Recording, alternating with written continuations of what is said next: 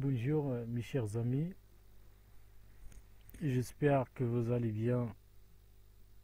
Je suis content de vous trouver et de vous rejoindre dans cette nouvelle vidéo dans laquelle je vais essayer de parler sur l'interrogation. Tout d'abord, commençons par la définition de la phrase interrogative. Donc la phrase interrogative, il exprime une demande d'information adressée à un interlocuteur, c'est-à-dire on a besoin d'une information, donc on va poser une question à un interlocuteur pour nous répondre. Il existe une interrogation totale et une autre partielle. Donc commençons par l'interrogation totale. L'interrogation totale, il porte sur la totalité ou sur la globalité de la phrase. Il nécessite ainsi la réponse par oui ou non. Par contre, dans l'interrogation partielle, donc l'interrogation partielle, elle porte sur une constitution ou bien sur une partie de la phrase. Donc, dans l'interrogation partielle, une information qui manque, il ne nécessite pas la réponse par oui ou non. Par contre, dans l'interrogation totale ou bien l'interrogation globale. Donc, regardons ces trois phrases. Vous écoutez les informations, comme la première phrase. La deuxième phrase, est-ce que vous écoutez les informations? Dans la troisième phrase, écoutez-vous les informations? D'après les exemples, nous pouvons déduire qu'il y a trois procédés d'interrogation.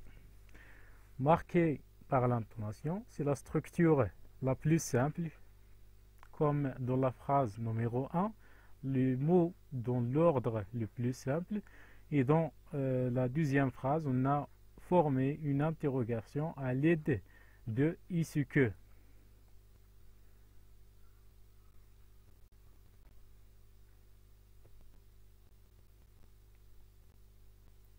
Pardon. Est-ce que, c'est l'inversion du tour c'est que, suivi d'une phrase, il est très utilisé à l'oral et à l'écrit. On a comme dans l'inversion du sujet, comme dans la dernière phrase, le sujet est placé après le verbe. Donc, écoutez-vous les informations. On a le sujet est placé immédiatement après le verbe et on a la suite de la phrase.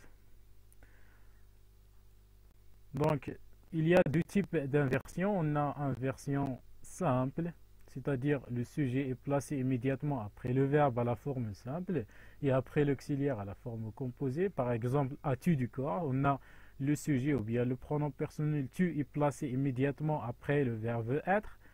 Donc c'est la forme simple et après l'auxiliaire, après l'auxiliaire à la forme composée. Avez-vous participé au film? On a le participe avait, on a le pronom ou bien le sujet est placé immédiatement après la participation. Donc cette inversion, il s'applique uniquement sur les pronoms personnels et sur le démonstratif se.